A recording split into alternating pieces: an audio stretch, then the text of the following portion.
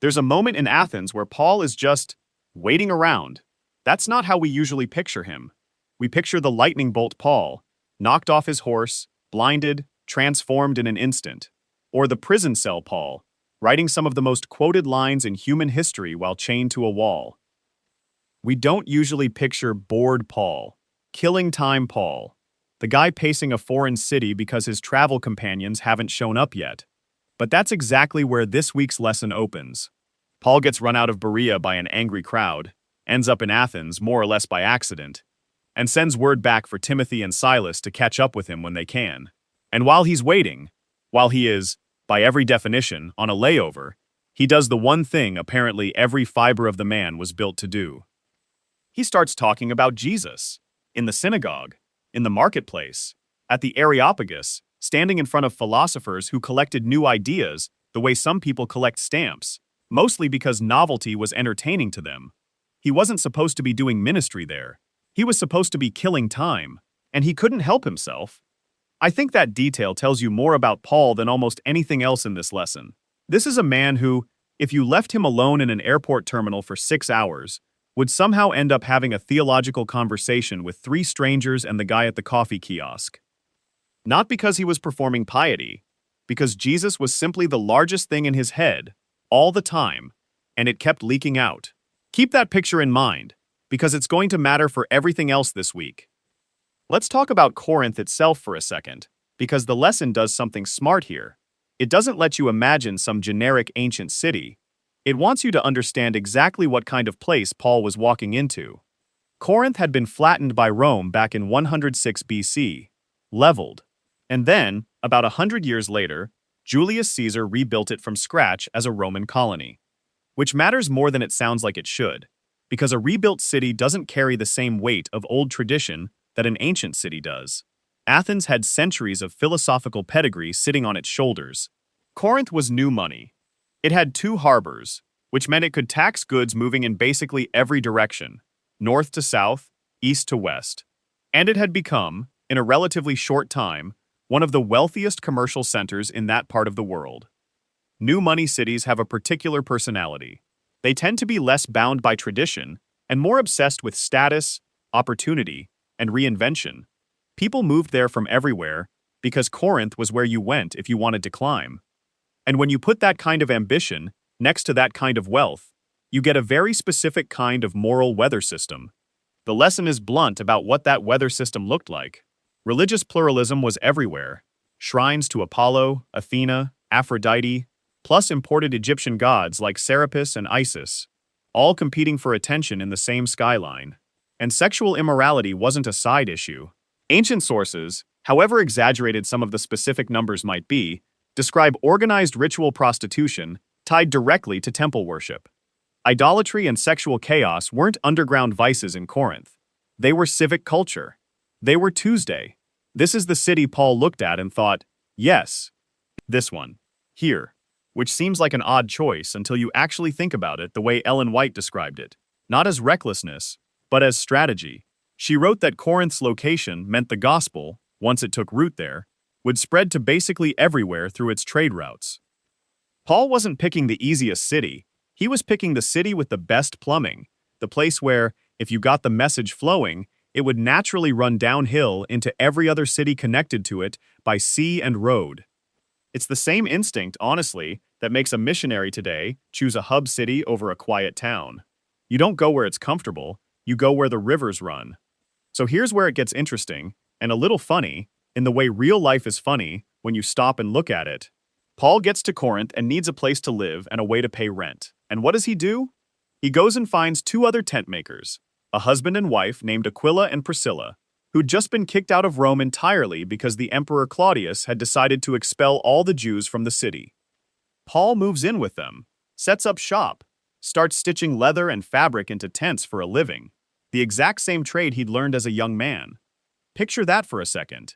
The man writing what would become some of the most theologically dense letters in the New Testament is, on a random Tuesday afternoon, hunched over a workbench with awl and thread, smelling like leather and sweat, calluses building on his fingers, because somebody's got to pay for dinner. There's a real temptation, when we read Scripture, To imagine its authors floating a few inches off the ground, perpetually serene, untouched by anything as undignified as a utility bill. Paul disrupts that completely. He's stitching tents in the morning and reasoning people toward Christ in the evening, and as far as he's concerned, those aren't two different lives. They're the same life, lived out loud.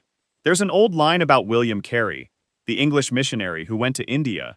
He used to say he cobbled shoes to pay his expenses, but his real business was winning souls. Same principle.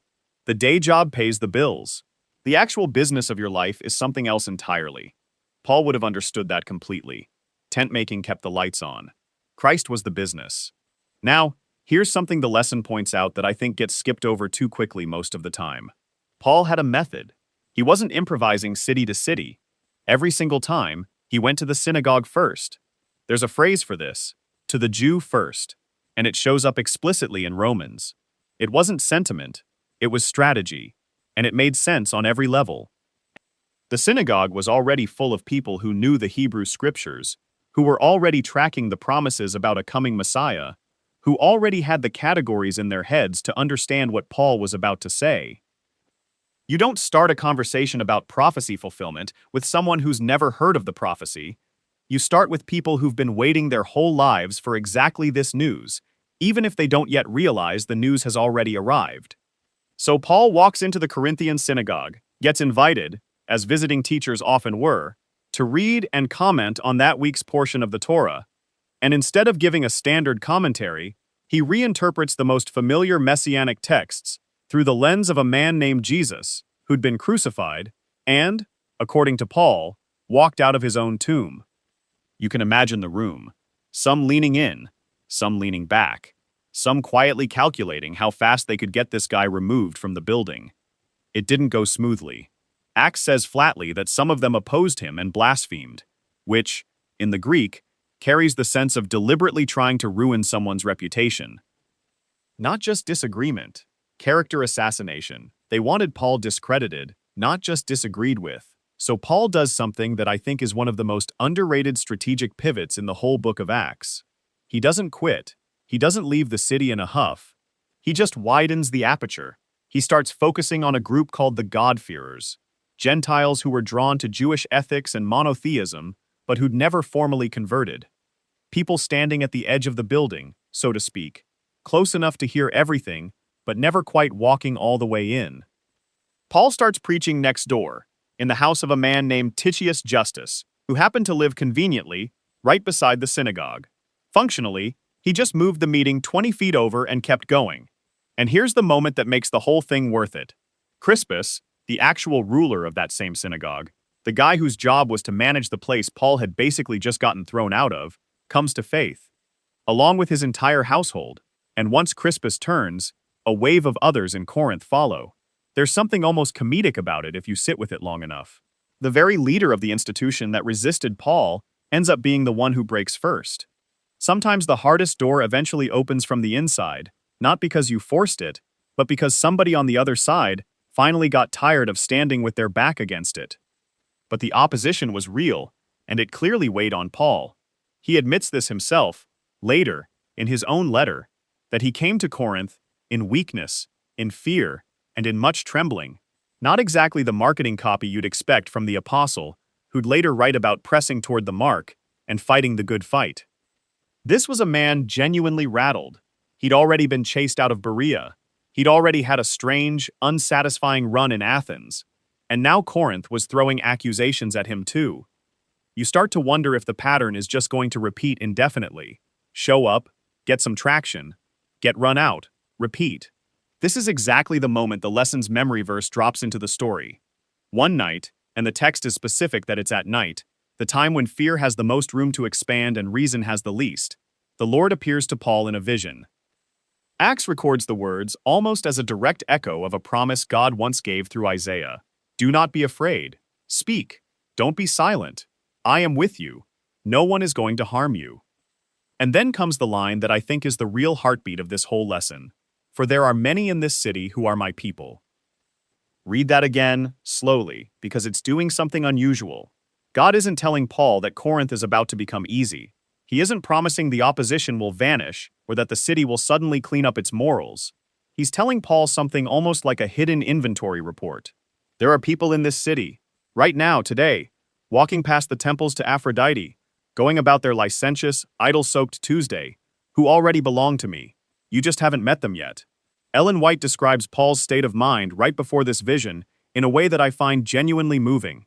She writes that Paul had begun to doubt the wisdom of even trying to build a church out of what he was finding in Corinth. He considered the whole place a questionable field of labor. He had basically decided, in his own head, to cut his losses and move on to a more promising city. Which means the most famous, most theologically rich correspondence in the New Testament, the letters that would go on to shape Christian thinking about love, resurrection, spiritual gifts, unity, suffering, nearly every major doctrine you can name, almost never got written because the man writing them had quietly decided the project wasn't worth the trouble. Sit with that for a second. How many things in your own life have you nearly walked away from? One vision, one conversation, one unexpected encouragement away from giving up entirely. Paul was there, hand basically on the door. And then God essentially says, hang on, there's more people here than you can currently see. Paul stayed 18 months, not a weekend, not a season, a year and a half, embedded in one of the most morally chaotic port cities in the ancient Mediterranean, stitching tents during the day and building what would become one of the most consequential churches in early Christian history by night. And out of that extended, difficult, often discouraging stay came letters, plural.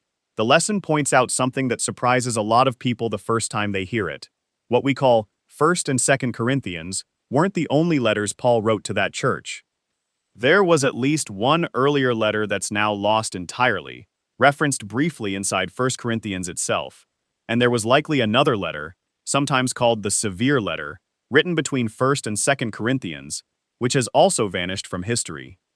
We're reading the surviving fraction of an ongoing, messy, real-time relationship between a flawed church and the man who loved them enough to keep correcting them. That detail changes how you should read these books, honestly.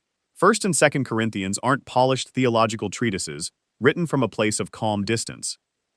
They're letters fired off in the middle of an active crisis, addressing factions splitting the church into competing fan clubs, addressing lawsuits between members, addressing sexual immorality that had crept directly into the congregation, addressing total confusion about resurrection and spiritual gifts, and how worship was even supposed to function.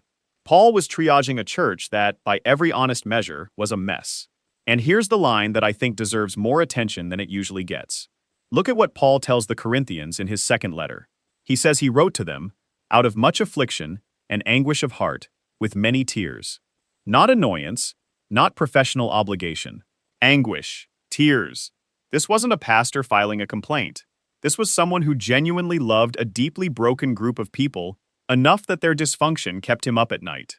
If your own church has problems right now, and every church does, this lesson doesn't pretend otherwise for a second. Corinth should be oddly comforting. This congregation had factionalism, sexual scandal, lawsuits between members, theological confusion, and outright disorder in worship, and it still became one of the most spiritually significant churches in the New Testament. Not because the problems weren't real, because the gospel was bigger than the problems.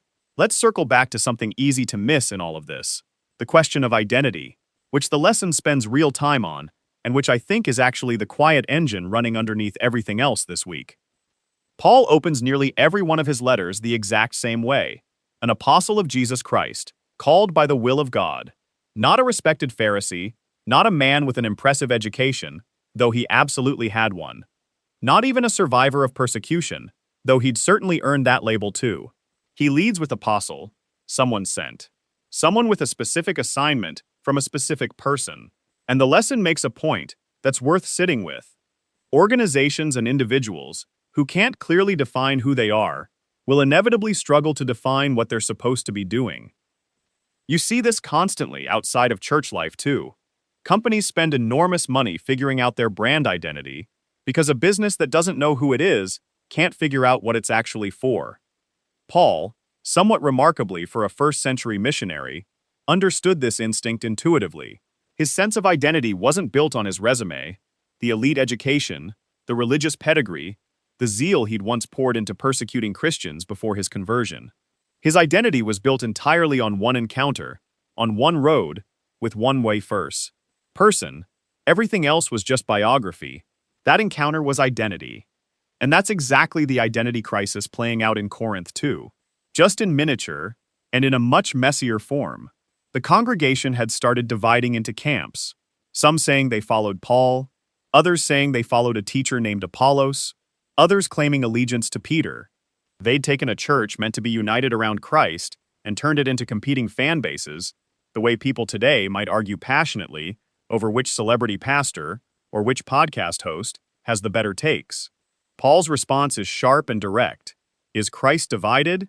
You don't belong to me. You don't belong to Apollos. You belong to the one who actually died for you. It's the same lesson running in two directions at once. Paul knew exactly who he was, which gave him the stability to walk into Corinth's chaos without losing himself in it. The Corinthians, by contrast, had lost track of who they were, and as a direct result, their church had splintered into factions arguing over whose team they were secretly playing for. Identity isn't an abstract theological concept here. It's load-bearing.